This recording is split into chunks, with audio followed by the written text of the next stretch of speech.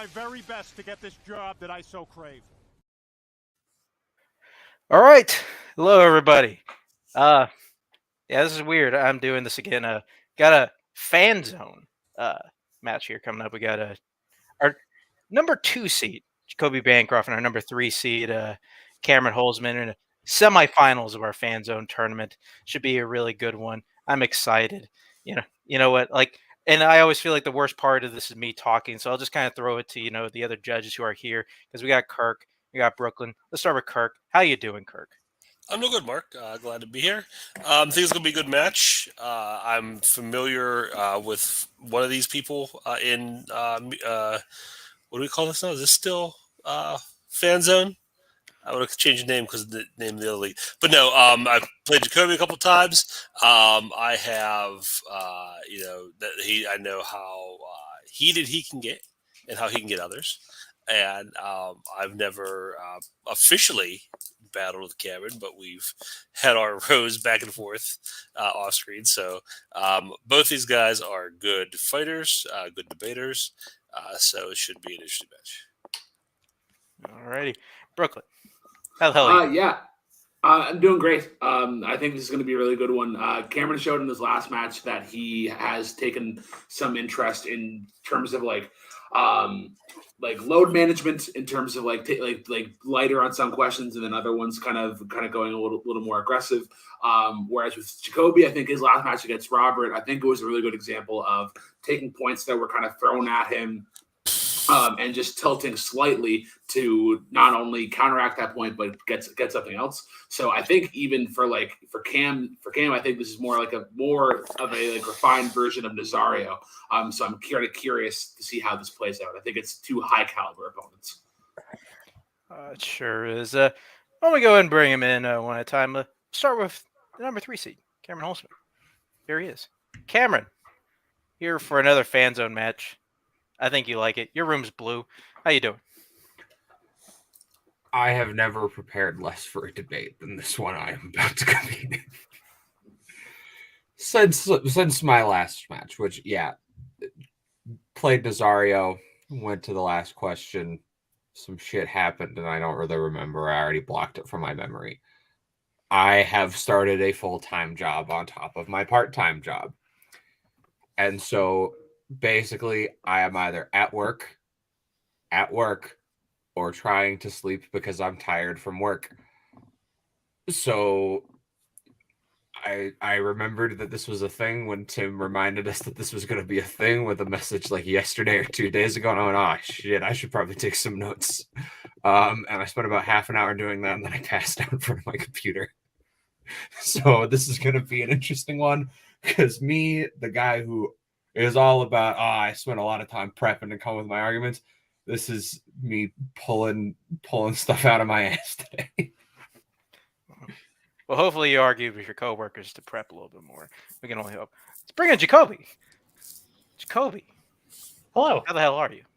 I'm doing good. I'm nervous, like I'm always nervous, and I think that's even more pressure when Cam's saying like he took the bare minimum amount to study for all of this, and I just know now he's going to come in with some really good points, and it's going to throw me off, and it's going to do all those sort of things. But it's going to be exciting. Cam has beat me in a lot of other things, so it's like I hope it's not like the triple hat trick, but like negative for. Jacoby, I think I beat you in Melee once, and that's literally it. And Fandom, you beat me in Fandom too. So don't. Yes. Don't sell yourself short there. You beat me fair and square in 2 separate places. Nowadays. But okay. Congratulations on the full-time job and all the work that you're doing. This is going to be fun. Nervous. As always, I'd say the same thing every time. I'm nervous and I'm excited and I'm excited and I'm nervous. But this will be interesting, I think. All right. Heard it from them first. We're going to get a mediocre match today. All right. So ready, guys. I hope so. Every time you judge is like, that was a great match, guys. Like, that was one of the best. And like, I just hope I want at the end of the first round for you to look at us square in the face and be like, that was the shittiest debate I've ever seen. Yeah, it's like, we're just cutting it here, guys. Like, Bill gets the point. Probably won't happen. Well, this is how we do it. You guys know it, but I'll just explain it for anybody who's first time watching. We're going to give you guys a question, and then you guys are each going to get a 1-minute opening for your argument. Then you have a 5-minute free form. Then you get a minute to close out each. Then at the end of that, the three of us, the judges here, will write down our whiteboards here. I got it over here. I won't show it because we all know I have it. Or I'm assuming Brooklyn and I think Kirk have it too. And there you go. And we're gonna see who we're gonna pick who won. Majority gets 1 point, and first 3 points wins a match. So that's all I'll say. Let's just hit that TED clip.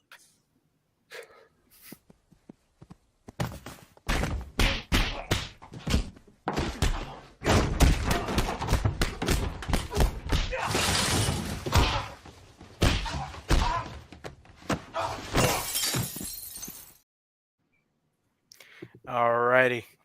I'll just fix this right here. Put me down there. Okay. Well, we're going to go ahead and we're going to start off with Jacoby's fandom category, which came in the category Law and Order. And your question simply is, which 2 Law and Order franchises would have made the best crossover? Since this is a Jacoby's category, he'll start us off. It's a 1 minute opening when you start talking.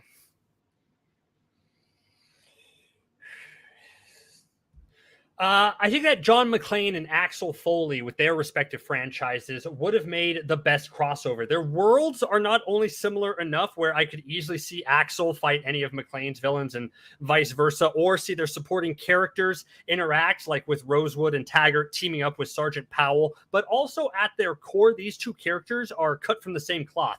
They are at their best when they are fish out of water, but it's how they react to their circumstances that's different. Axel likes to be loud and flashy. McClane is barely keeping it together. It's an odd couple dynamic that I think will create the best franchise crossover. These 2 characters have major weaknesses, but I think pairing them up with one another almost fixes all of those weaknesses, and the end result is something highly entertaining, fits within their worlds, and at the end of the day, they can learn the most from each other and grow as characters, which should be a point of any crossover that a franchise does. So that's why John McClane and Axel Foley franchises would have made a great crossover. Great crossover. You didn't hear it. All right. All right. Bye, Jacoby. And we're going to bring in Cameron. When I find him, there he is. And you will have 1 minute when you start talking. I think the thing that you want when you're crossing over 2 franchises is you want to take the core heart of both franchises and make sure that the 2 of them work together to create a cohesive product instead of clashing with each other where they don't work together. And that's why I chose Bad Boys and Beverly Hills Cop. Both of these franchises are comedy first, action second. They prioritize the dynamic between their characters, the snarky sense of humor, the irreverent comedy, and they still have these action sequences, but I think many people will admit that the action of both of them is probably the weakest part. By combining these 2 franchises, you give this new interesting dynamic where you update the dynamic between Will Smith and Martin Lawrence by adding in this new character. You give Axel Foley this dynamic to play off of his fellow detectives. You have this great chance for this sense of comedy. You have this great chance for this lower level adventure where all of these cops really are people that are low level cops taken out of their regular everyday circumstances and thrust into something due to very personal reasons and very personal connections. And having that consistent thread is what makes it great. Time. Okay. We got all in. All right, with that, bring back in Jacoby for our 5 minute freeform. And just a reminder, if anybody's going on too long, you got to get that. Please don't make me do that. And I'll bring the 1 minute warning. And 5 minutes, and you guys start talking. All right. I think your choice is kind of an odd one here because I think you picked the loud, boisterous, confident, suave Axel Foley to be paired with the loud and boisterous Marcus and the confident and suave Mike Lowry. You're crossing over characters who are too similar in personality. You said that you want to take the core heart and deliver a cohesive project, but your problem is your characters are going to blend in and disappear from each other, especially Axel Foley, who's going to have nothing to do. Mike and Axel both can't be the confident one, and Marcus and Axel both can't be the comic relief. You need to have 2 opposites kind of going at each other, which is why someone like John McClane and Axel Foley work that much better. See, but the thing is, adding Axel actually improves the dynamic between Mike and Marcus, because what he does is he now gives sort of this person to undercut and shift up that dynamic they have a little bit, that after 2 or 3 movies, frankly, gets a little bit stale where it's the same thing over and over. Now you have someone where Mike is no longer confident just being that suave, confident person. He has to step it up. He has to go a little bit further. Marcus can no longer be the more intelligent, laid-back person who comes up with the good ideas. Axel is there to force them both into this new sense of insecurity where they have to take things in a new direction while still being themselves. See, I think now you're undercutting the Marcus and Mike dynamic, which over the course of 3 movies has solidified itself as one of the best, I think, bromances in any of these things. And the fact that you're trying to delegitimize both of these characters by saying like they need to fall back, but between what Axel is doing, I don't think it's going to work. Which is why I think that works so much better with what you're saying than with McClane instead. Who McClane is actually someone who is the exact opposite of Axel Foley in terms of personality, in terms of style, in terms of everything, where they could learn from each other in more organic ways and better ways than what you're saying and drive the franchise forward. You said the action is the weakest part of the Bay franchise, which is ridiculous, but the fact that the action of actually my 2 franchises work well in tandem with each other to deliver something more cohesive. So first of all, I think that even the production of the movies has admitted that Marcus and Mike's dynamic gets stale due to the fact that they put Mike basically in a coma for half of Bad Boys for Life and separate them. They make them no longer partners. And frankly, it works better because the 2 of them are separated and that dynamic is shifted because now they have changed into this new position. The problem with putting John McClane and Axel Foley together is at the end of the day, Axel Foley going with John McClane, there is already a character or multiple characters even in the Die Hard franchise who I would rather see John McClane work with, like a Zeus, like even an Argyle who brings that fun, spunky energy, who he can play off of, have that snark, that sarcasm, that comedy, have that smarter, more intelligent person that Axel Foley being that witty person is. You have that from someone else. Bad Boys as a franchise doesn't really have that person who can do both. It doesn't really have that person who can play the middle, be the middleman. And by having that person who can do that, you add a new element to this franchise. But it's weird that you're saying like there should be a middle character who does both what Marcus and Mark do, but like separately, because you don't need that because you have Mike and Marcus in that franchise together. You need Axel Foley specifically. We both chose Axel Foley for a reason because he is this big important personality who's a great character on his own and he can bring out the best of the people around him. He fits better with John McClane's people instead of anyone in the world that Bad Boys is creating. I think because even if you look at the supporting characters like Taggart and Rosewood and all these cops who are in these Beverly Hills franchise and things, that they're interacting with McClane's world works so much more organically than the Bad Boys over extreme world, which I don't think you can just slide anybody in as easily. The problem is I'm not going to a theoretical Beverly Hills Cop and Die Hard crossover to see Rosewood and Taggart hang out with Al Powell. That's not why we go to these movies. We go to these movies to see our main characters. And frankly, I don't want to see a lesser version of the dynamic that we've already seen between someone like a John and a Zeus, when I can instead see something new, something that shakes up a franchise that was getting a little bit stale, something where we have these characters who are in more reasonable circumstances, where John McClane moving forward is someone always stuck in these international terrorist events, all of these things. We saw in the Beverly Hills Cop sequels, especially number 3, when Axel Foley gets stuck in these major widespread conspiracies, he gets infinitely worse because it's so out of his depth. By being in these lower level crimes like these drug rings, like these DEA things with these detectives on the streets, it fits his strengths more, and the 2 of them complement each other as a style of a movie. See, but no, I just disagree with that in terms of it. You keep bringing up Zeus as like we already had Zeus in the franchise. I think Axel and Zeus are very different characters. And if anything, Zeus proves that McClane works best with somebody on his team, with somebody who can bring him out of his shell, who can be someone louder, someone boisterous. But then he also brings the funny, because the 3rd movie of the Beverly Hills Cop franchise, as you mentioned, is bad. And Axel Foley is bad in that because he's trying to play the McClane role in that movie. He needs to play the Axel Foley role, which means the movie would be better if there was a McClane and Foley working together to bring forward the comedy, to bring forward the action, and bring forward the story. Time.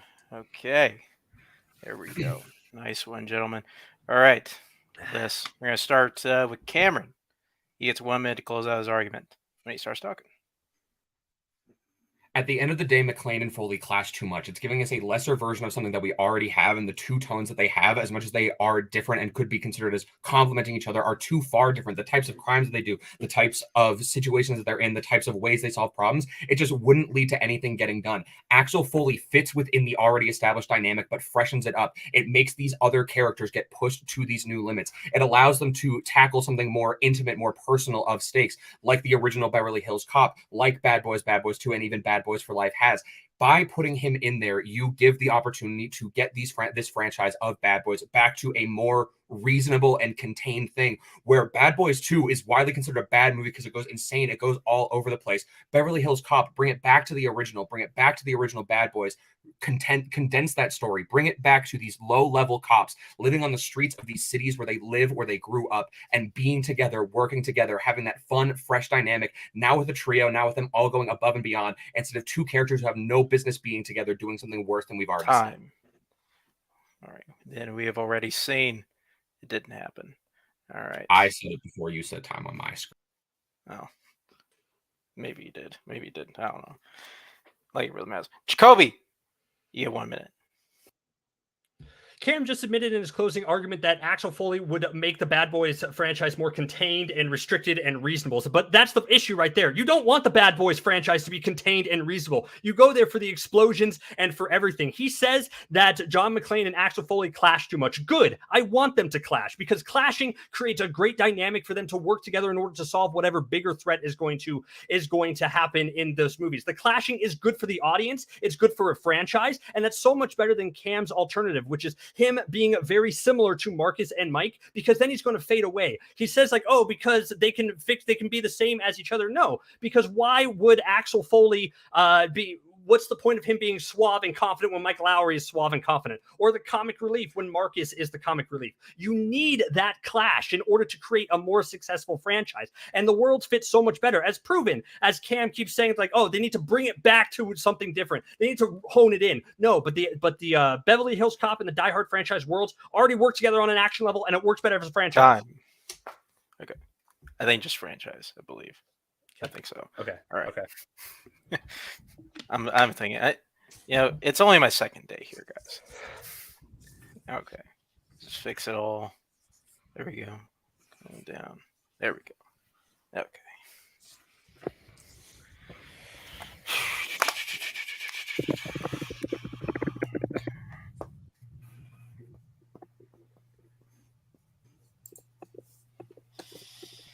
I would like the record to say that I don't like the Bad Boys or Beverly Hills Cop franchises. Now you tell us. Are you guys ready? Or 60% of the Die Hard. Yep. All righty. I'll start us off. I think for me it was pretty simple. I ended up going with Jacoby. I just think as a whole, I feel like Jacoby more or less laid it out in his closing. Like I feel like what Cam was pitching isn't really what Bad Boys is, and I kind of like the dynamic, at least Jacoby is bringing up, of at least what McClane and Axel Foley would bring up, is that how they would clash and kind of that, and how that tension between the characters, I think, would probably just make a more interesting movie overall, and probably would make whatever it seems like the best crossover. But no, I went with Jacoby. Kirk, where'd you go? It was a tough one. It was a good fight because they both, I think, were arguing their reasons for wanting to make their version of the movie well. But it came down to closing arguments for me. I also went with Jacoby because I think that Jacoby just really sold on me that the clash and the different styles are better than the characters that fit in real well and are already kind of filling roles that exist within their own franchises. So again, well, they both made me really think about it, but Jacoby just got edged out there at the end. Alrighty. Brooklyn, vote doesn't matter here, but where'd you go? You're muted, I believe. Stealing Cody's bit. I gotta pay homage to the champ. I went with Jacoby. I thought this was pretty much tied going into the closing. I actually thought Cam might have had an edge going into the closing. He had some really good points about how I was kind of sold on how Axel Foley could possibly get these characters to change a little bit. And then he did bring up a good point about like how the crime levels between John McClane and Axel Foley aren't quite the same, so there could be some separation there. But I think Jacoby really brought it home in the closing argument with like Axel Foley can't just be playing like two sides of these coins or whatever. And then also saying on brand with like, this has to be Michael Bay action explosion. That's what Bad Boys is. Alrighty. The movie wasn't directed by Michael Bay, but It was an homage to him. This is why I don't play Melee. Jacoby got the point. We're moving on. All right. So going on, next question. Get Brooklyn and Kirk out of here. Damn it. They don't need to be here anymore. Go to the next question, which is it's a Melee category drafted by Cameron, which is in the franchise of Chronicles of Narnia. And his question is, what non-fandom sci-fi fantasy character would fit the best in a Narnia franchise? Cameron, this is your category. So you're going to get 1 minute to open this. Sorry, give me 1 second. Someone's knocking at my... Okay. This seems like a problem for Tim later. Or Cody, whoever edits this. I'm back. Okay. Was my mother. Gotcha. Like I said, 1 minute opening argument when you start talking. So I think at the core of its series, Narnia as a whole is a story about childlike wonder, about finding who you are in this fantasy world and accepting the responsibility of growing up through these adverse circumstances in this fantasy realm. And so the character that I chose that I think would fit the best into this franchise is Alexander Elliot from The Kid Who Would Be King. Alexander in The Kid Who Would Be King proves that he is capable of going through these experiences. He proves that he can accept this responsibility to lead an army, to go up against this mystical, fantastical threat, just the same way that the Pevensey children do in all three Narnia films. He has shown that he has the moral fiber, but still has this place to grow and to learn, but also has this childlike wonder where the reason he's able to succeed is because he approaches all of the tasks ahead of him with this sense of childlike wonder, this sense of different thinking that an adult couldn't have. And just really is able to take his own perspective into it. I think that the core of the franchise fits exactly what the core of him as a character is. All right, we don't need to go on. 2 seconds of your time. Get you out of here. And Jacoby, you're up. You have 1 minute when you start talking. Oh, that was silly.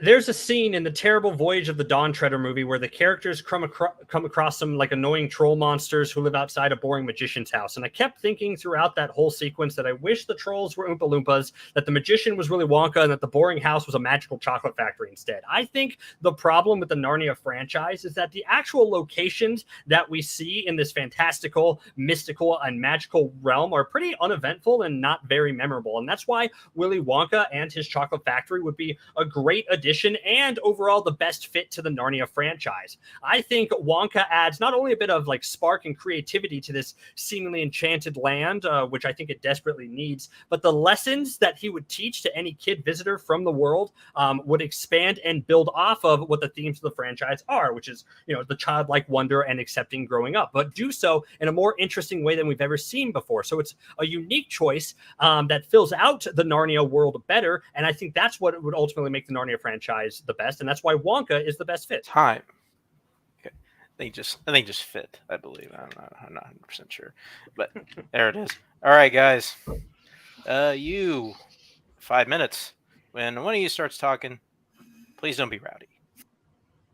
So the whole core tenet of Narnia as a franchise and as a world is that it is a world of wonder and magic, and that believing in it is what makes it so powerful. And Willy Wonka, as we see in the original Willy Wonka and the Chocolate Factory and in Charlie and the Chocolate Factory, is that frankly he is a very inherently cynical character. He does not believe in the inherent good in children. He insists and assumes that these children are going to betray him at any point, and is not surprised when they do. He is expecting it and is only surprised by the fact that a child can be good. By putting a character so inherently cynical and inherently negative in his outlook on life towards this place in this new location, it disservices both him and the location by putting them together when they don't complement each other or service each other in any way. See, I disagree with that also, because I think Willy Wonka can fit the purpose of what every kid who travels to Narnia needs. Like, they need to be tested. They need to be proven to be true of heart. And there is no better example of that than Willy Wonka himself and his magical, crazy, out there, fantastical chocolate factory. And I think that's what makes Wonka such an interesting character to fit in this world, because he's someone the kids can go to, that can learn from and can expand upon and take the lessons that they need to in order to become their leaders. You picked Alex, which is great, but as you said, like in your opening, like he can fill the role that the Pensieve children also did, and that's the problem. Like, he is very much like the Pensieve children. He is like one step below Peter and Susan and a little bit above Lucy and Edmund. So it's like, if you put Alex in it, we're going to get the same thing again, and I just don't think that's interesting after 3 movies of it not being interesting. That I think we need to do something else, and I think that starts with adding more creative, more out there people like Willy Wonka. See, but the problem is, I think you're undercutting the fact that Alexander Elliott, as a person who has established himself to be a strong leading character from a narrative standpoint and a strong leader from a character standpoint and not just a narrative standpoint, is able to carry this franchise. In The Voyage of the Dawn Treader, one of the things that makes it not as good as the first 2 is you lose the Peter, you lose the Susan, and now you're stuck with Eustace instead. They need a new character to take that lead, to guide them through this world. You need a new strong lead to bring them through this realm. As well, you said earlier that there's no memorable locations, and you could have this memorable location with the magical chocolate factory, the beautiful castle of Cair Paravel, the terrifying witch's castle, the sprawling lantern wastes where Mr. Tumnus's house is, the living river that is capable of attacking people, Aslan's How, the stone table. You have all of these beautiful, visually stunning and different locations that all serve their own unique purpose. And there's no real purpose for a chocolate factory in a world where we've also been shown that candy is inherently evil from the first movie. But doesn't that just make such an interesting story? Because candy is so rooted in this narrative, in this world itself, where Turkish delights allowed a kid to betray his whole family because they were so delicious. Doesn't that mean that Wonka is perfect for this world? Doesn't that mean that there should be a Wonka in this world? That there should be someone, some candy maker who's making these delicious treats that are causing people to betray everything around them? And that's great, because as you said in your thing, we're just like, yeah, Susan and Peter are gone and we're stuck with them. So we just want Peter and we just want a Susan. I just get all the names mixed up because they're all the same. Alex is just another Susan, Peter, and yeah, Peter's the older one. They're all the same cut of the same cloth, and they're going to go through the same journey, and we're going to get through the same things. Wonka fits in all, and his chocolate factory, his mystical, wild, crazy out there fits with all those crazy locations that you said, but does so in something different ways and gives us something more interesting than the less boring places in Narnia. See, but the thing is, these locations aren't out there and crazy. They're these very grounded, real fantasy locations based in real history. The entire point of the Narnia world is that it spawns from an artifact originally found in an older version of the real human world and has built itself the way that it functionally society built itself. And you're throwing it way too far forwards into the future with the way you've proposed to include it. As well, Alexander Elliott is not just a stand-in for Peter, a stand-in for Susan. All of these characters have their unique traits. You have High King Peter the Magnificent, the brave, noble leader, but who knows that he's going to have to fail sometimes. You have Susan, the wise and gentle one, but also knows when she has to step up. You have Lucy, the wide-eyed sense of wonder, who's brave, whose kindness and just love for this world are able to save it. And you have Edmund, who, as much as he's flawed, learns through this entire thing what to become. Alexander has this new, different arc of being this young person, being this person who has always been told that he is lesser than, getting into this place and being able to take that mantle. See, but you're listing all these characters of like why he can follow in the footsteps of the characters came before. But Cam, there was one good movie and 2 really bad movies, and you're proposing a thing that's going to bring it back to just a mediocre, okay, and just an okay movie. So the fact that we have to bring in someone else in order to uplift this Narnia franchise, I'm trying to fit with trying to make this a better movie and a better franchise, and having a mystical place that these kids can go to and can learn from is going to be so much better than just inserting another stand-in for the other 6 characters who have already been in Narnia. All right. Well, you've already been in Narnia. You gotta strike it. All right. God, this one's gonna be tough. All right. Jacoby, you got 1 minute to close when you start talking. We've seen 3 movies about British kids who go to Narnia and learn to be leaders or help save the realm from dark forces, and they're not all good movies. Cam is adding another kid in the mix who would serve the exact same function, but in a less interesting way. Alex is almost already, I think, fully formed as a leader, as Cam always saying, all his great qualities about him, and he has too much in common with just the characters we've seen before. Wonka opens up something new, opens up Narnia's realm in new ways. I would argue that Wonka's factory fits better in Narnia than it does in the real world. It is a magical place. It is a mystical place. We can fit it into the Narnia world just fine. And then Narnia has like this, it's established that Narnia has these sweets and this candy along with this magic. So let's trace it back to the source and kind of have Wonka be Narnia's candy supplier. He would be a location that the main kids would travel to, and it would fit within any journey the characters go on normally in a Narnia movie. Wonka himself kind of is a kid at heart, which would compare nicely to, I think, the main character kids who are adults at heart. I mean, the contrast is different and the location is the best. Okay. I think everything after different. Gotta leave it. All right. Cameron. It's a good one. 1 minute. The problem with what you're arguing is you're arguing a fundamental change to the Narnia series. And the question is not who could fundamentally change for the better or for the worse, but who would fit best. And Alexander Elliott has proven through his character arc, through his traits, and through his position as a person, why he fits well into that world. Willy Wonka has shown through his own actions that going into a fantastical world like Narnia, or for instance, the land of the Oompa Loompas, is something that he does to exploit for his own profit by kidnapping and taking the people who work and live there and exploiting them for his own personal gains. As well, you're saying, let's just watch the Pevensies or the characters from Narnia go through the Chocolate Factory. If I wanted to watch a bunch of kids go through Charlie's Chocolate Factory, I'd watch Willy Wonka and the Chocolate Factory. And if I wanted to watch the characters from Narnia go through Willy Wonka's Chocolate Factory, I'd watch an epic movie. You are pitching something that exists in the worst, lowest form already, instead of giving me something where he fits, he enhances the narrative, he is able to take his place rightfully amongst these people, become a leader, show us what the potential of a child can be when thrown into these adverse circumstances, and show us why these movies are the childlike wonder and joy that we need. All right, we're done. Holy shit. This was a really good one, guys. I mean,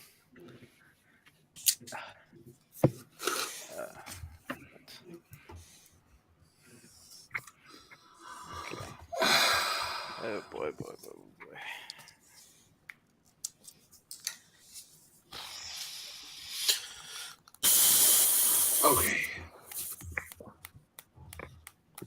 Okay.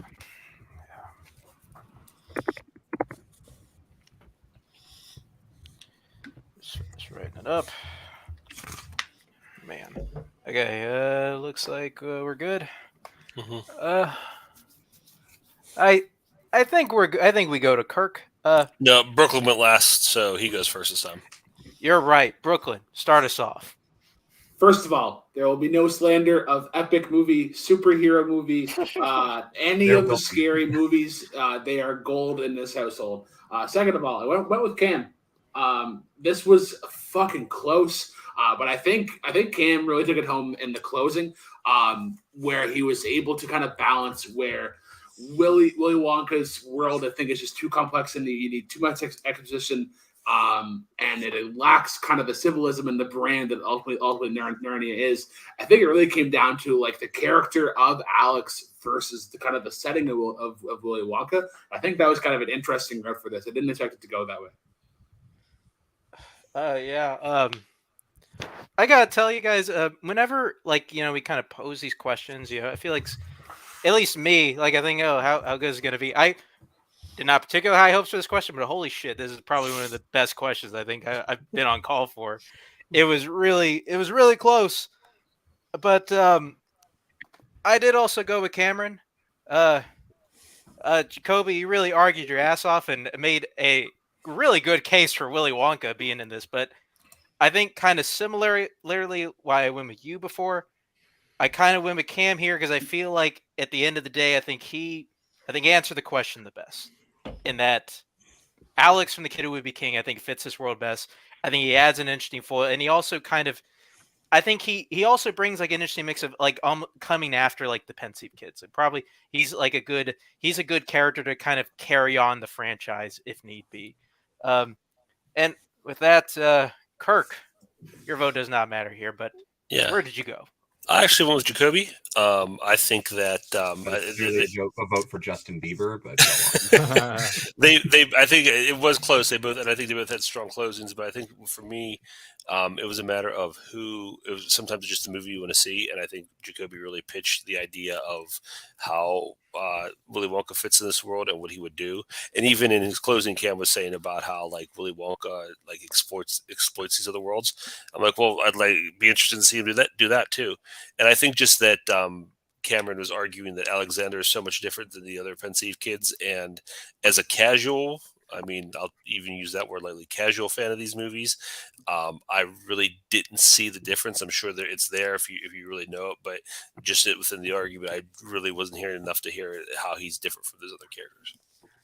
Is this where I can point out that every person here is pronouncing Pevensey wrong? Cameron, I think everybody here has seen these movies once. But whatever. Cameron gets that point. We're all tied up 1-1. Let's just get judges out of here. Which brings us third question.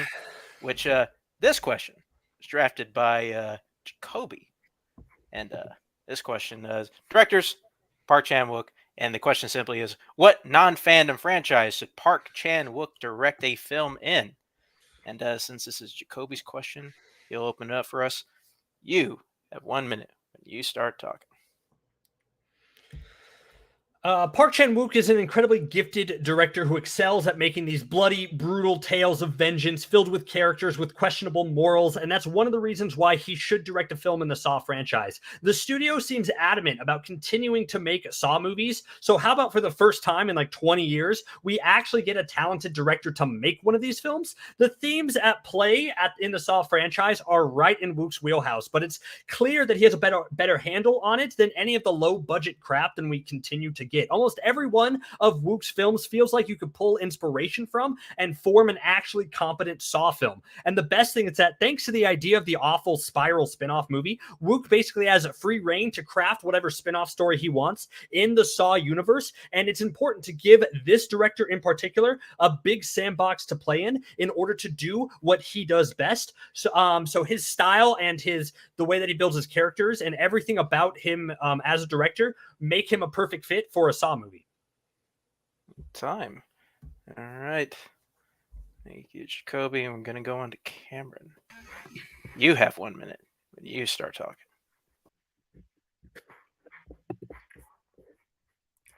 Park Chan-wook has shown that he is at his best when he gets to do a slow-paced, interesting, thrilling drama with things like Old Boy, where you have, as much as you have these big action scenes, it is a very slow burn drama that leads to this big reveal.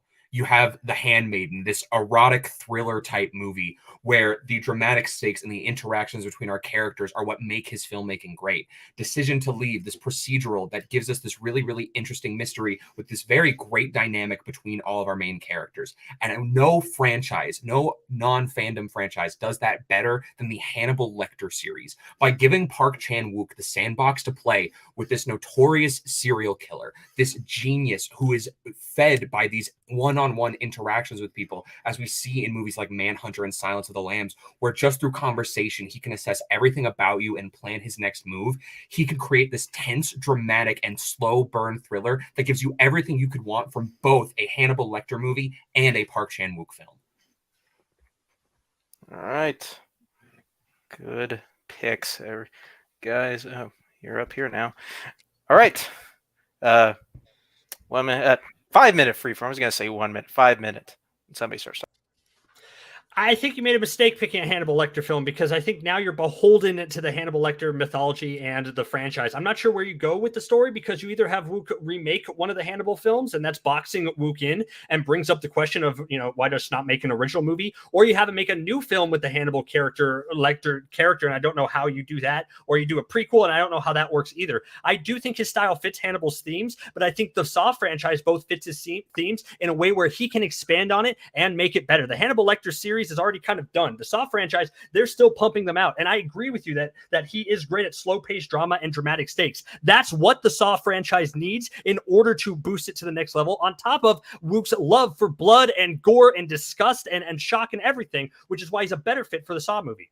First of all, to target the blood and gore and disgust, the main character of the Hannibal Lecter film is literally a cannibal. You have the room for that blood, that gore, that disgust, the wearing people's skin like Buffalo Bill does in Silence of the Lambs, all of these torturous scenes, these disturbing things. You have the ability to give Wook the chance to work with those things while still doing it in his own self-contained way. The problem with the Saw franchise is that it's a franchise that has built its reputation and built its entire fandom on being this gore fest, this insane spectacle of everything, and not really caring about the story. Spiral, a film that tried to go back to the more story-based elements of the original ones, was critically and commercially panned and a failure. Putting Wook on that goes against the tenet that has made people love it and wastes his talents on a franchise that is dying in the water instead of putting him on a franchise that has love, prestige, and something he can do with it.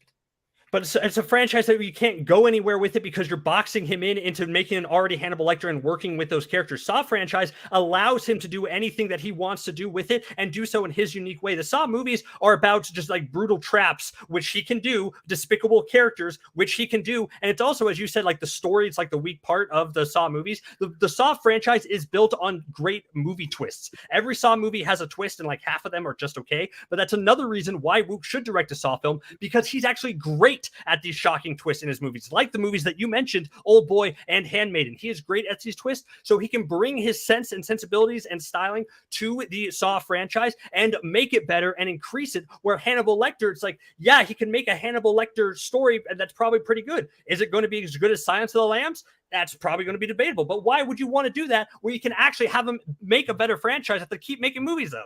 See, but the problem is you can't tell me that I'm putting him in a box with Hannibal Lecter when you're forcing him to make functionally new Jigsaw. As much as Spiral is technically a different guy, it's still a same person emulating Jigsaw, doing the Jigsaw thing over and over. We have these traps. We have this tried and tested formula that is constantly declining, constantly getting worse. And the fact of the matter is, the twist that you keep saying just constantly convoluted the plotline. I have seen every Saw movie up to this point, and the franchise lost its storyline years ago after like 2 movies.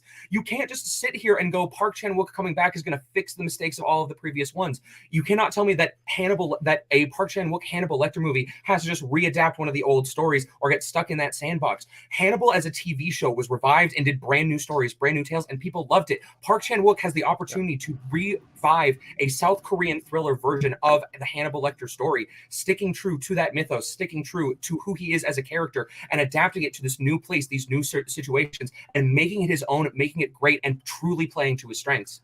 So it's a South Korean version of the same Hannibal Lecter characters. You're just remaking the things and having the same versions of the characters. What I am progressed, it's because the Saw world is about Jigsaw's effect on the world around him. It can create anybody around him to put these characters in these traps and be pushed to the limits. You're making all my points for me, which I love, is the fact that the Saw franchise is horrible. It does have bad twists, and it has lost its way. So that's why it needs to be given to a very talented director, one of the best working today, the ones who have a handle on blood and gore, the one who have a handle on despicable characters who you can't help root for, which is always one of the weakest parts of the Saw movies, and he can make them interesting. And he can nail the twist ending of the Saw franchise. All those key elements to what could make a Saw franchise great, a movie great, is what he can do. Hannibal Lecter, yes, you're just going to remake and have another South Korean version of Hannibal Lecter's story, but why do that? Why would you have him do that? Let's have him get out in the world and create a world for himself that he can do whatever he wants in under the guise of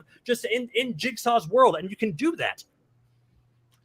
Okay, Hannibal Lecter can be given different stories. You can't just keep saying we're going to do the same thing over and over again and say the character is stuck in the same place. No, he is not. There are so many ways you can take this character, so many investigations, so many crimes, so many different things. You do not get to claim that your character is doing something new and then take that away from me because my character is absolutely getting that opportunity. He has the opportunity to do these new mysteries, to interact with these people, to build these tense relationships, which is not what the Saw franchise is about, and wasting Wook on that franchise. Time. Another really good one. Okay. Cameron, you get 1 minute to close this one out. Or you're in.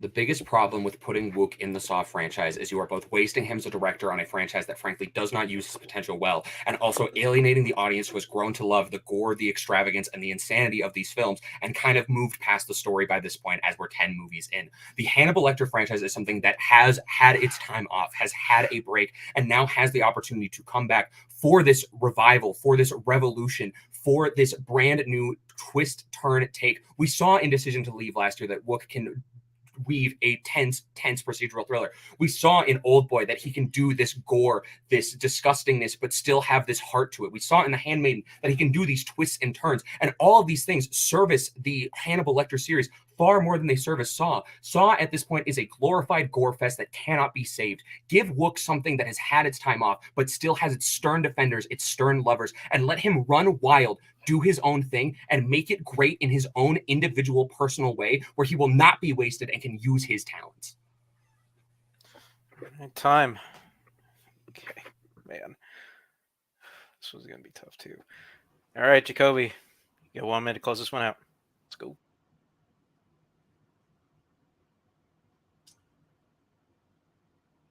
Yes, as Cam said a lot, the Saw movies are mostly all terrible, but yet we still continue to make them. We've tried all these spin-offs, we've tried prequels, we've tried new sequels, but one thing we haven't tried is giving the franchise over to an actually talented writer and director to do whatever he wants in and follow the themes that are set before. Park Chan-wook has a very unique style to him that I think makes him one of the most gifted directors, I think, working today. He also loves these stories of brutal vengeance and blood that would give Saw franchise a new edge. It highlights all the blood and the gore that the Saw franchise loves, but does so in a so much better way. He's also great at making despicable characters likable and can pull off a great twist, and the twist is probably the most important part of a Saw film, and we know that's something that he can do well. Wook directing a Hannibal Lecter film is too narrow for the franchise for him, as he's going to be hindered by story, by past comparisons to other film, and also a deep mythology that he says the Saw franchise has. Hannibal has just as deep a mythology. I want Wook to have free reign to make the story that he wants to tell with original characters and not just have a Hannibal Lecter knockoff of somebody else that he can do before. New characters, new Wook, new Saw franchise. Okay. Billy New saw like somewhere in there, striking from the record. Really committed to that. There's something. Like the last 5 or 6 words are gone. Wait, oh yeah, there we go. We gotta do this because I got okay. Just have to write down my thing.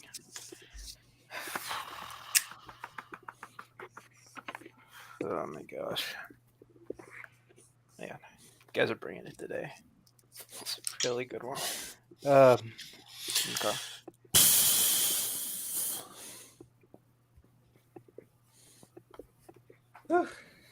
Okay. All right. Yeah, it looks like you guys are ready. Yeah, I'm pretty sure this time we're starting with Kirk. Am I right on that one? Alrighty. Yep. Okay. I went with Cam on this one. I think that Jacoby was leaning hard into blood and twists, and Cam did a good job of pointing out that his franchise would also have that, plus everything else that Wook is good at that the Saw does not include, like characters and relationships and things like that. And Jacoby was pushing hard the fact that you'd be locked in with Lecter, but Cameron came back and said, hey, they did a whole TV show about him with new stories and new things going on. So I think Cameron did a really good job of shooting down Jacoby's arguments on that one. All righty. Brooklyn, what you got?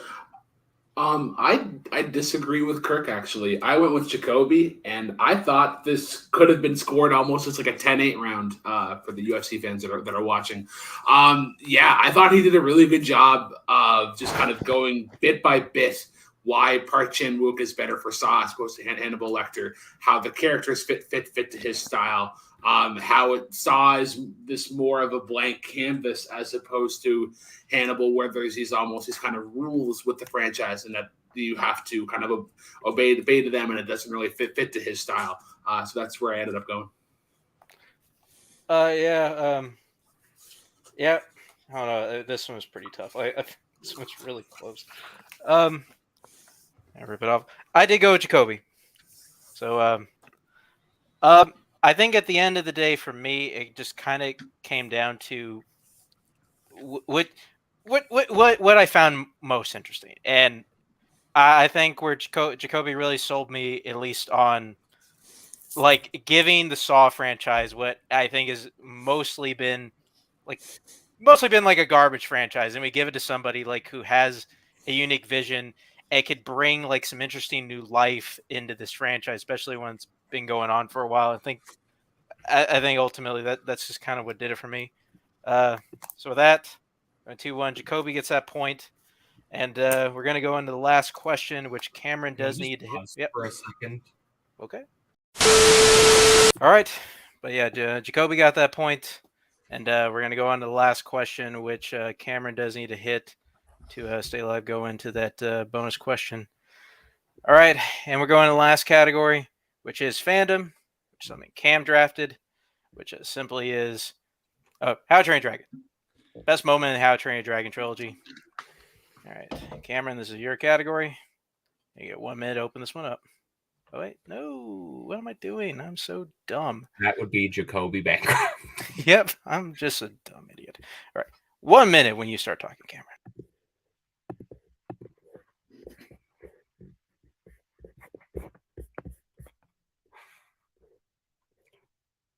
The core tenet of the How to Train Your Dragon franchise is the relationship between Toothless and Hiccup, and how that relationship is able to change not just the minds of Hiccup and of Toothless, but the minds of everyone around them. And I think that impetus and that central idea is no better represented than by the romantic flight scene in the first How to Train Your Dragon. For those who don't know, this is the scene where Hiccup and Toothless take Astrid on a flight at the beginning, and at first she's very resistant to it, very unhappy with it, but gradually comes to realize that what Hiccup and Toothless are able to accomplish together is this beautiful harmony between their two worlds that can create this change, that can create this amazing experience that everyone is so close-minded to.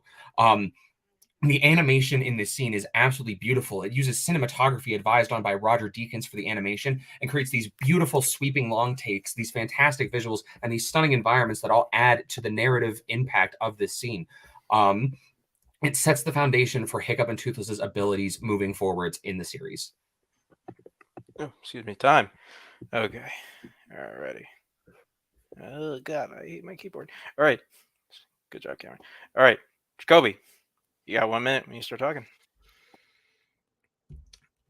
The best moment in the How to Train Your Dragon trilogy is when Stoic reunites with Valka. It is the crux of at least the first two movies. It's kind of like the perfect center of events. It's both incredibly emotional because we've seen Stoic grow so much since the first movie, and his moment of pure love when he sees his wife again is heart-melting and a perfect cap to his character arc. But also this moment right here is what makes Stoic's death that much more tragic, because he was right on the verge of being reunited with his whole family after all these years. So it both works as this beautiful, tender, loving moment of pure character growth, but also one that's tinged with tragedy because of what comes later. Yes, this franchise is, of course, about Hiccup and Toothless, but what has made this franchise into one of the most consistent and best animated trilogies is the care that it treats its side characters. And this is close to a perfect encapsulation of why Stoic was the MVP of this franchise, and where this series got a huge boost of heart by showing what the effect that Hiccup and Toothless had on Stoic applied in real life to this character, and it was a beautiful moment. Alrighty, very good one. All right, it's the last of the planned questions. So, guys, you get 5 minutes when he starts talking. Make it count. So I think the problem with the reunion between Stoic and Valka is that it is a scene that really only works because of that singular line. The "You're as beautiful as the day I lost you." As fantastic as that line is, no one really cares about or remembers the moments leading directly into it and the moments right after. The actual reunion where the two of them have their first conversations, people are much more interested in that dynamic, in the reconnection between them, when we see the later on scene of For the Dancing and the Dreaming, when we actually get to see them reuniting and being a couple again, and not just this one-sided moment of him saying that he lost her and her having, frankly, an unmemorable response to it that no one cares. See, it's funny that you say it's like no one remembers my scene where I didn't remember your scene at all. It's Hiccup flying with Astrid in the first movie, and Hiccup and Astrid is like the 6th most important relationship in the How to Train Your Dragon franchise. Everyone knows that the How to Train Your Dragon franchise is basically about Hiccup and Toothless and Hiccup and Stoic. And this moment is the perfect Stoic moment because it applies everything that Stoic has learned about being nice into this great moment with this lead up where you don't know what's going to happen and to this heart melting moment, and then adds on and adds dramatic heft to the scene afterwards. Whereas your scene is like, oh yeah, Astrid has changed and that's kind of nice, but that's a forgettable moment in this overall trilogy. See, but you're undercutting this moment as being forgettable when it's really not. It has this beautiful sweeping score piece. It is the first time someone other than Hiccup interacts with a dragon. You have these great, great scenes, these great moments of them going through these arches, touching against the water, and then it leads up to them finally discovering the Red Death, this great big creature. But the biggest thing with it is that it sets the foundation for the change and the entire point of this series. You can say Hiccup and Toothless is the most important relationship, and the reason why is because their relationship is capable of changing an entire society of people who are closed off and closed-minded. And Astrid, the chief dragon hunter of this young new generation, being the first they can change means so much. See, you say that, oh, it's so memorable because it has a sweeping score and it's about them flying. This franchise is about Hiccup and Toothless flying through the air, beautifully animated moments through the air and soaring and flying. Adding Astrid to the moment does not change anything. Everything that you have said more applies better to my scene instead. You're like, oh, Astrid changes because she is the chief Viking hunter. Stoic is the chief of the whole village and he hates dragons. He is the reason why the village hates dragons to begin with, because he's so angry about them for his wife. And to see the resolution of that, which is after Hiccup and Toothless change his mind and show him how to be like understanding and heartfelt, we see that in action as he forgives his wife and doesn't have any anger in his heart whatsoever, as opposed to Astrid, where that moment is just set up for her being changed later, and that it's not as important of a moment as Stoic. See, but the thing is, it is that important. The problem with the Stoic and Valka reuniting scene is Valka is really disserviced as a character. She is there as simply an object, a thing that Stoic lost. Her part played in this reunion between the two of them is completely left behind for Stoic. As much as Stoic is the character that we had introduced to the first film, and he's the longer standing character, if this scene is supposed to be about the two of them, their relationship finally coming back together, and the two of them being reunited, we should see more of both of them interacting with each other. There is a better scene in your own movie that does that better and accomplishes that better and undercuts the abilities of the scene, not to mention that it has dreary low lighting, not that great of visuals, just a dark, dimly lit cave. You see Astrid and Hiccup flying through these clouds, flying across the ocean, going from the daytime to the nighttime, having this growth even shown just through their facial expressions. There's so much more. Yeah, but that you're picking a flying franchise in a franchise about flying, where mine is a direct character moment. And the fact that you're saying that Valka doesn't play a part in this is undercutting what Valka is doing in the scene. She is also afraid and scared of what Stoic's reaction is going to be after leaving for like 20 years. And the fact while Stoic's approaching her and cutting her down, like, I had to do this. It was this. You were a changed man. You were afraid. And both of them melting at Stoic's line is perfect for this moment and is what makes this moment so beautiful and so tender and so lovely. It doesn't matter there's dim lighting for it because it's rooted in the characters that we've grown to love, and it also sets up more of the movie later on that makes Stoic's death the pivot point of the franchise itself that much more dramatic because it. Yours is just, again, another scene. You say like, oh, mine happens another later scene. You have Hiccup flying with Toothless. Hiccup flies with everyone. Hiccup flying with his mom in my movie is a better representation of what your scene is trying to convey than mine is. So I don't know what you're talking about these flying scenes. Stoic is, my scene's better. So the thing is, the flying scene in How to Train Your Dragon 2 is not about changing the hearts and minds of people. It is not about setting up that relationship, setting up that foundation. It's about him finally meeting someone who thinks the same as him from the jump. Him flying with Astrid shows the potential for change, shows the potential that him and Toothless have as a pair, as this, as you said, most important pair in this series. Valka is left behind further in the series, disrespected by the franchise itself. And this moment, as much as you say it enhances the later films, it is left for nothing by the time of the third movie, whereas the relationship is there the whole time. Alrighty. It's another good one. Okay. Oh, God, I'm getting mixed up. All right, Jacoby, are you out here? Oh, wait, no. Jacoby's in. Good. You're Lord. just not going to remember. Not. Sorry, Cam. Jacoby, 1 minute.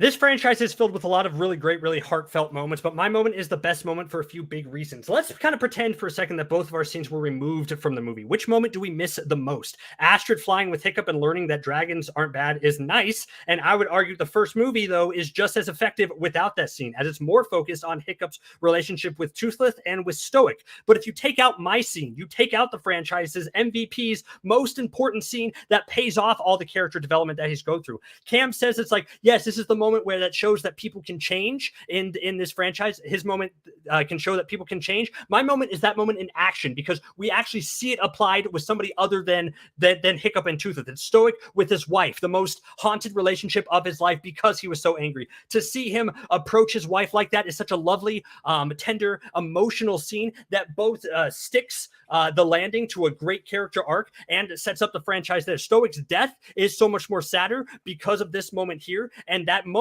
only works because of Stoic's reuniting with Valka. Yeah. Reuniting with Valka, I believe. Striking it. All right. Oh boy. All right. Jacoby, gone. Bring in Cameron. He's going to close this one out for us. Get it done.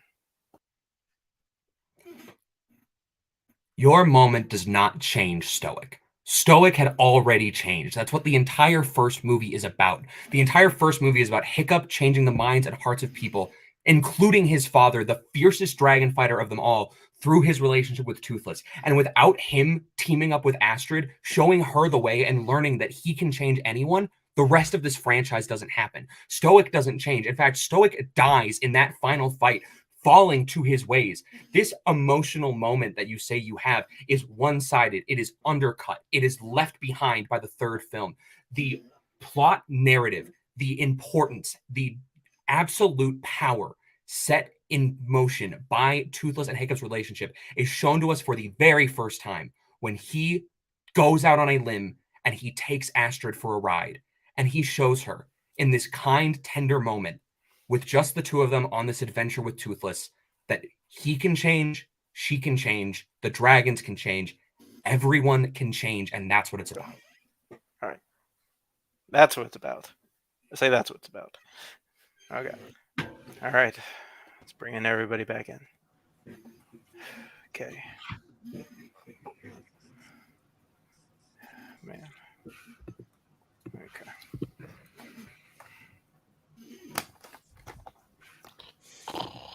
Man. No, this is... It's always the part I think, this is probably where I think misses, like when Tim's not here. I feel like Tim usually can fill like dead air. Usually like whenever we're just kind of trying to figure out who we're going to go with. And like, I just sit here. I would make comments, but they might undercut the voting. Yeah, it's like I never want to say anything first. Like I want to make jokes right away, and then I don't even look anymore. I just feel like. Is everyone written down? Yeah. Is everyone okay? Cool, Jacoby. You picked one of my 10 favorite scenes ever made for a film. Okay. If you couldn't tell, everything I said was bullshit. Oh, I couldn't tell. Okay. Is it? I know I'm going to Kirk a lot of this one because I just generally don't know. You went last time, right? You were. Yeah. Yeah. So yeah, you go first this time. Okay. Cool. I'll get a hang of it at least and figure out who That's the all right. person. You're good. Good job. Okay. Yeah. Just go it.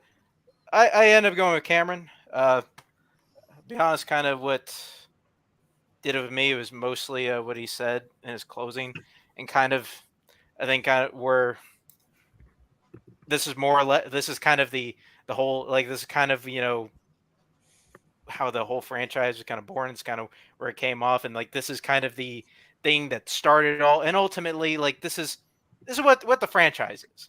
It's Hiccup and Toothless, and it's their relationship, and it's a thing that I think kind of makes How to Train Your Dragon what it is. That's more or less where I went with. All right, Kirk. Yeah, I was leading one way through most of the match, but got a lot closer in the closing remarks because some really good things got brought up. But ultimately, I also went with Cam. I think that I mean, what really did for me, Jacoby had a great closing argument, but I think Cam came back and did really. What I liked was when he said that basically your moment stems from my moment. and I think that was just a really good wrap up. And I think he gave both a lot of details about the scene itself and also how it built to the narrative of the story and its importance. It's just one of those situations where you have somebody who just has the knowledge and the passion of the subject matter, and that's sometimes really hard to overcome. Alrighty. Well, Brooklyn, what doesn't matter, but where'd you go? We were talking about how Tim does a really good job of filling in time, but also coming up with alternate names for people. I went with Cam and Cheese Sandwich. I thought that he did a really good. He just had a good knowledge of the subject matter, and I think when you're going in arguing basically like the moral backbone of the trilogy, I think that's just a really good answer selection, and I think that's an aspect that could be often overlooked in these matches. I maybe could have gotten a better nickname if I didn't slander epic movie apparently. Fair enough. Well then, ties it up 2-2, which means we will go into our speed round question, which spun before. Oh, we ended up going with Fandom. Ended up getting Fandom here, and what you spun on was Marvel/MCU. And your question, finish this one off. How does this? So wait. So how does this go to work again? Sorry. So we just have first one who answers. We just go right. Like yeah. Okay. Sorry. First one answers is you're going first. Yeah. First one to answer, and we could answer. So you wouldn't just say Black Panther. Hi, I'm Jacoby Bancroft. This is the Black Panther argument. Argument without no gotcha. I gotcha. Okay. So like I said, it's Marvel MCU. You maybe kind of saw it. What Marvel mutant would make the best solo film in the MCU? All right. Here's what you gotta do: Google whatever. And,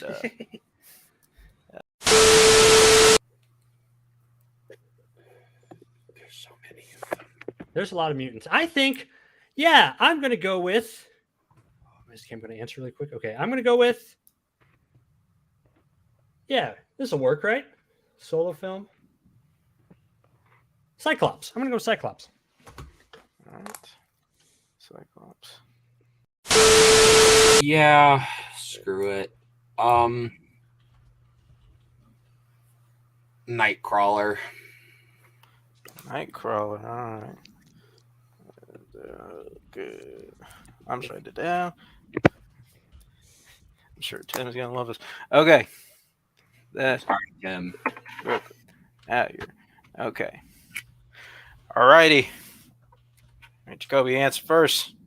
45 seconds. Open this one up, and you start talking. Wait, didn't you have to say our answer? I missed the part. I was No. Okay, Because they'll cut to when we said the thing. Oh, gotcha. I should have said it in a fun way, I guess. But okay. All right. Guess so.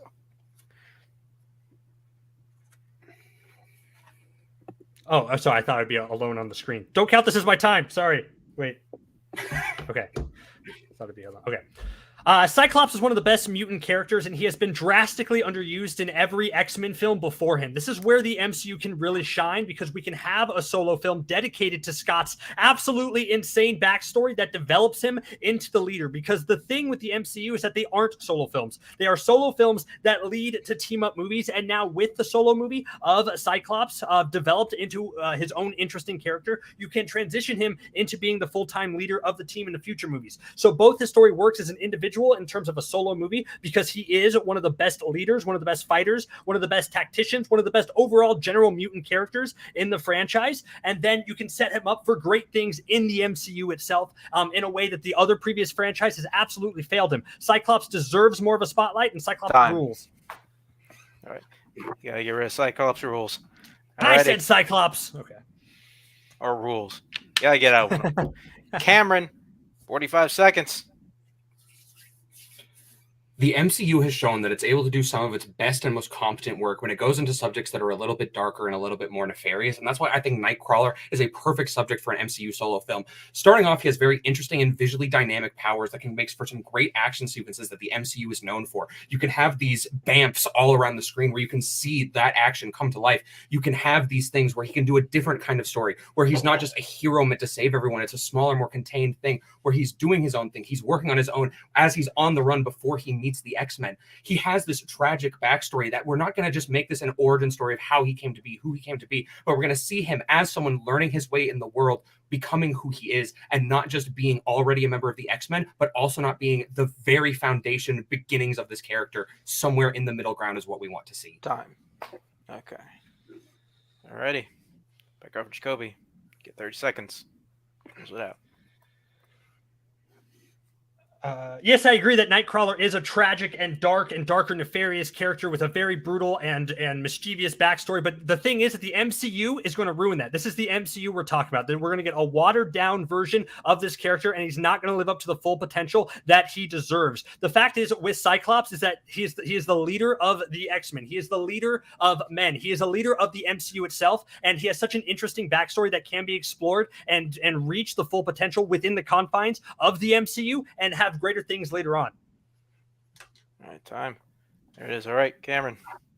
30 seconds. The MCU can handle darker things. Infinity War ended with half the universe being turned to dust. Multiverse of Madness had body horror images that people really, really loved and praised as being one of the best parts of the movie. The problem with your pitch of Cyclops movie is that he's not a very dynamic character when it comes to being able to act him, because his eyes have to be covered the whole time. He only becomes a leader because of the mentorship of Charles, which in a solo movie, you don't want that. I'm over with origin stories in the MCU for characters we've already seen. It's why Spider-Man Homecoming is great, because it skips all of that. Cyclops has nebulous, boring powers.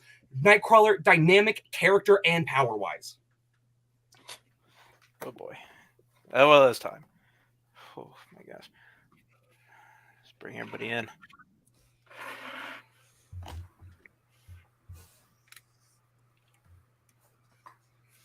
There we go.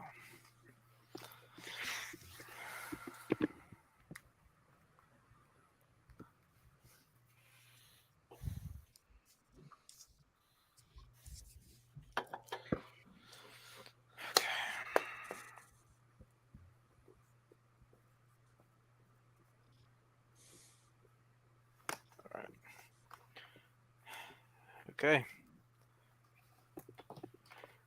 All right, Brooklyn.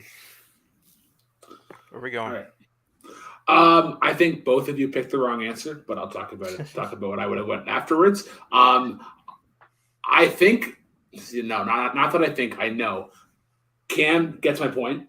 I think his defense on the end was really good. I thought there was a good balance of him showing why his powers would work, and then when Jacoby kind of brought up the incidents of, oh well, MCU can't handle dark things, and like, oh well, they just did Infinity War and Multiverse of Madness and whatnot. So I think he did a good job. Yeah. Like, I mean, this speed round was just kind of a good go, kind of what we got here today. Just two heavies, just kind of really going at it, and yeah, this last question, though, was definitely really close. I think Cam got the edge on this one. Give him the point. I think, listen, he just kind of sold me on kind of what a more interesting soul film would be, of a character that we haven't really seen a ton of, kind of what the action sequences would look like. And especially since he kind of pointed out that MCU has gone a little bit darker over the course of the years of kind of stuff like we've seen in Infinity War and Doctor Strange. So, yeah, I think Cam just got the edge out kind of in those last 15, 20 seconds. Kirk? Yeah, I also went with Cam. I think he just sold the better movie and came on really strong those last few seconds of his closing, and hit with a lot of facts. The power set, different story, things like that. So yeah, I had to go with Cam on that. All righty. Clean sweep on that one. That means, and you're a winner, Cameron Holzmann. Holy shit, guys! This is what. Jeez, take Camo out for here for a second. Remember, talk to Jacoby. This was really good, especially I think kind of with some interesting questions we got here, and I mean you really brought the heat on a couple of them, especially I think with a couple, at least with the Willy Wonka question, I think you kind of brought some unconventional picks and really argued your ass off today. But ultimately, how do you think you did today? Yeah, that was a funny one, that Willy Wonka, because I picked Willy Wonka and I was like, fuck, what is Wonka going to be doing if he's like traveling to Narnia? Like, what storyline is that going to be? That's going to be horrible. And I was writing like, this is horrible. I'm like, oh wait, he's already there. Like, have him already there. Like, maybe I can do something with that. But no, that was fun. That was heated. That was interesting. Cam's a great debater, and I yeah, I admit he had me in that speed round there. He totally crushed that with his rebuttal there. So that was great. I mean, that was a lot of fun, and it's nice, and I am happy for him, and I hope he continues on and gives whoever's next a really good fight. No, this does end your tournament run here. I'm sure we'll see you again this season for whatever it is we're doing. Who do you want to face? Just out of curiosity. Kirk. Oh, jeez. I'm kidding. I don't want to do that again. I don't know. I like facing a lot of people. I mean, they're all everyone's fun. Everyone's fun to debate. And what I like about debating different, like just someone who I haven't done before. I don't think I've ever debated anybody, but I like that I haven't, because everyone has their own different style to it, and they bring something new to the table. Like last week, Kastner he was very quiet, he was very intense, and he was very articulate, and he goes forward like this. And this one, Cam, you could tell like throughout each question, like he kept building, right? Like he just kept bigger and bigger, and then he delivered very dramatic closings, which I thought was just really interesting. So I like just seeing all the different styles back there, and thank you all, and yeah, be back next time. All righty, we'll be glad when you come back. All right, bye, Jacoby. Bring out our winner today, Cameron Holzmann. Cameron, listen, I feel like Jacoby came on really strong here today, and I mean, the fact what you brought on, I feel like both of you put on a really impressive performance, and you, I think, just kind of gave the edge out with that MCU question, and just went really back and forth, really impressive. But how do you think you did today? I'm so tired.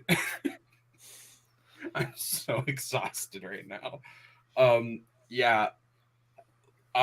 Jacoby on his two strength questions, like I knew and felt like I was backed into a corner. I've never seen a film directed by Park Chan-wook. I don't like the Saw movies, even though I've seen all 9 of them. I've only seen one Hannibal Lecter film. And then Law and Order, like, have I seen all of them? Sure. Do I like any of them? Maybe 3. And it's none of the Bad Boys or Beverly Hills Cops. But yeah, like, this was one where I know the things I know, and I know them well. How to Train Your Dragon and Narnia are 2 franchises that have stuck with me since I was a wee baby child. And by a wee baby child, I mean I was like 5 and 10 when those respective franchises started. And I've watched them over and over. And that was what really bailed me out in those rounds, was just being able to call on these things to argue against the core tenets of my soul that know that You're As Beautiful As the Day I Lost You is one of the greatest moments put to film, animated or otherwise. And then yeah, that speed round, like it was a toss up because there's so many options you could go with, and you could tell that neither of us wanted to pick the boring answer of Wolverine, even though it was probably the correct choice to make an easy argument for.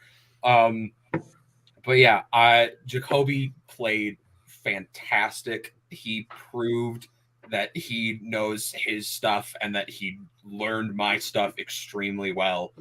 Now I get to do this again. Yeah. Yes, you do. Yes, you do. Ed brought that up, which I wonder how you feel about this. As you know who you get to play the winner of? You get to play the winner of Caleb Coho and Caleb Boatman. After we do the Caleb v. Caleb, which Caleb do you want to play? Caleb. Cool. I'll play the one whose name is spelled properly, and the people at home can decide which one I mean when I say that. Although I will say I've played Coho before, so like playing Bowman would be more interesting, I guess. But the one named Caleb is the one I'm really rooting for. If you just said the one named Caleb, it would have been a really infuriating answer. I thought about it, but I knew that Tim would probably get mad at me. Fair enough. All right. We'll see you next time, Cameron. Man, cut him off. This is the second time I've done that. I'm not doing that on purpose. But guys, we have one hell of a show here today. hell of a show. I don't really know how to describe it, so I'm just gonna let you guys do it. And even though you're on the wrong side, Kirk, what'd you think of today? Yeah, it was a great matchup. I think they both. The thing about this is they both had like the foundations of the argument really strong, and it just came down to who was able to kind of tear that down because they both, even coming from different perspectives on everything, they really, even whoever I disagreed with still made good points. So I think they did well. And Cam said at the beginning, he did very little prep. Sometimes that works. I've had matches where I didn't get to prep as much as I wanted to. I came in a little distracted, worn out, and sometimes that lack of pressure really works to your advantage. It really frees you up to just think on the fly and think maybe outside the box a little more than you would have if you sat down and wrote out every one of your thoughts. So paid off this time. We'll see how it goes next time. Alrighty, Brooklyn, what do you got? Yeah, so I go like when I get put into these rooms, I tend to go into the matches blind. I don't know any of the categories or any of the answers or whatnot. I just kind of go based off of that entirely. This is the match that I've seen in recent memory where the competitors felt pretty contained to their strengths.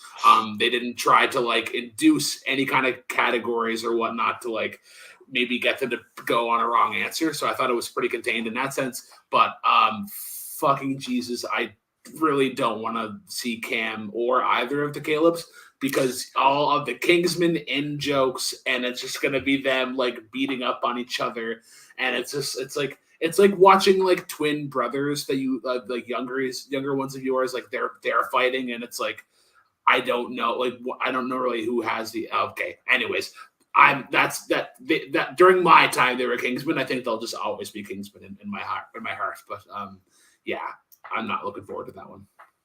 Well, we're gonna get it, but guys, that'll wrap it up for today with another great episode of Fanzone for you.